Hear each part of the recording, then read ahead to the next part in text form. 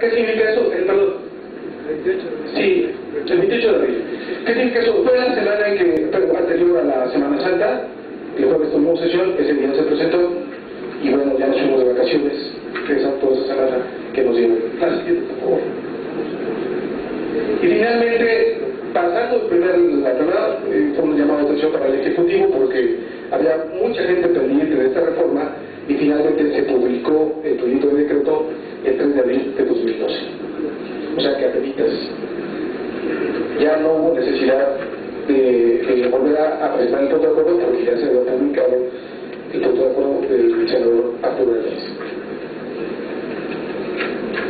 Bueno,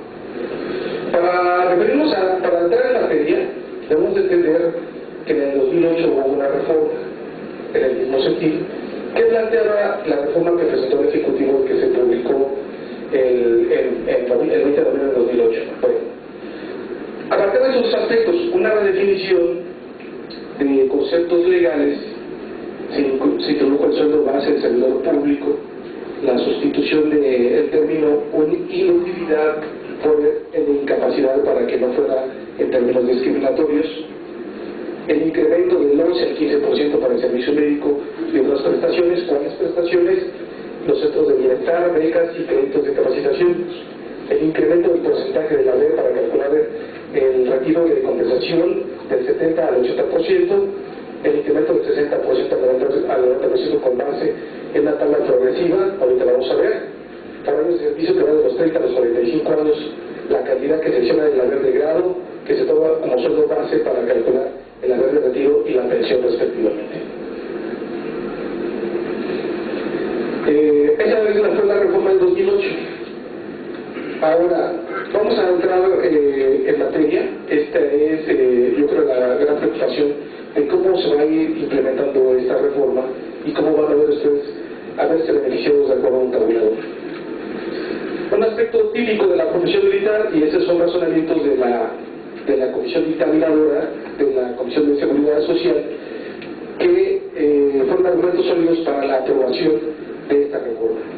Y ese es un argumento principal, que pues, los militares deben estar en buenas condiciones físicas, pero a lo largo de los años pues, se merman esas capacidades físicas y hay necesidad de que los miembros de las Fuerzas Armadas tengan capacidad de retirarse, pero a edad, a diferencia de los civiles que pueden hallar otros empleos fácilmente por la condición. Para los militares les resulta sumamente difícil por la prestación del servicio de armas poder encontrar un servicio que sea análogo a sus capacidades, a su entrenamiento, y por lo tanto ese es un razonamiento que parece muy acertado. La siguiente, por favor. Ahí está.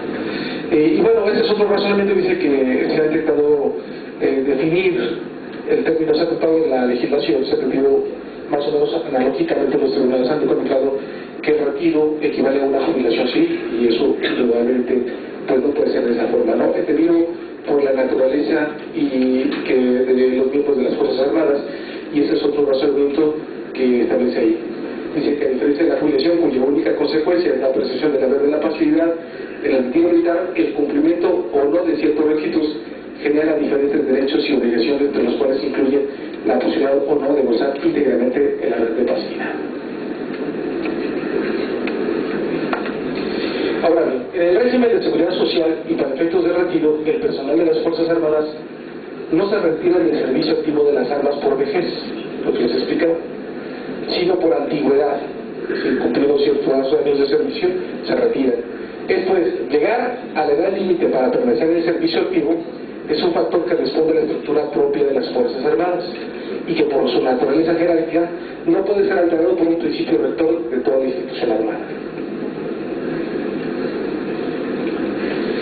Sin embargo, lo anterior no es obstáculo para que el personal que llega a edad límite y que no cuenta con 20 años de servicio se le nieguen los beneficios del retiro digno, pues todo Estado que aspire a tener un sistema de defensa que le garantice la paz debe tomar en consideración el retiro de los militares que cuenten cuando menos con 20 años de antigüedad en el servicio activo de armas, quienes por regla general carecen de alternativas laborales en virtud de su específica formación profesional, lo que les estaba diciendo. Bueno, y ahí se refiere a la reforma de 2008, que también utilizaba los mismos argumentos que había presentado el presidente de la República. Y bueno, ese es un razonamiento del senador Calderón, que cuando se presentó la reforma, arguyó pues ese sentido. Y luego eso es un argumento central diciendo que pues es un régimen especial de seguridad social por la naturaleza de los elementos que lo integran, etcétera, etcétera. La siguiente, por favor.